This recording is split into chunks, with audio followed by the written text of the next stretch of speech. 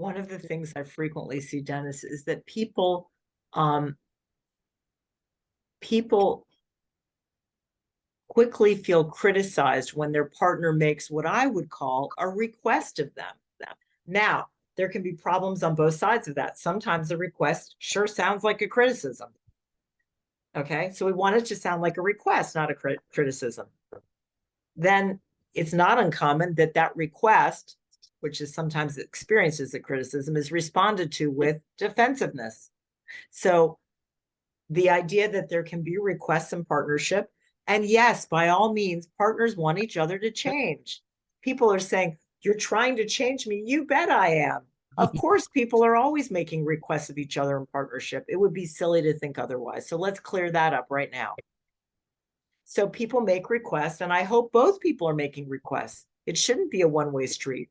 What I typically see is that one part of the partnership seems very comfortable to make requests, and the other part of the partnership doesn't expect much, but then gets mad over time when they feel that the other person is asking all these things, but they're not asking anything. And partly they're thinking, well, let's just not ask anything of each other. So they're not wanting to have anything asked of them, and they're not asking either. They're very self-sufficient as people. And what I'm describing right now are different kinds of attachment styles. So I'm throwing a lot in here quickly in this 30-minute period. There's probably enough in here to talk 10 times about this. But the point being that when you're talking, try to talk as a request.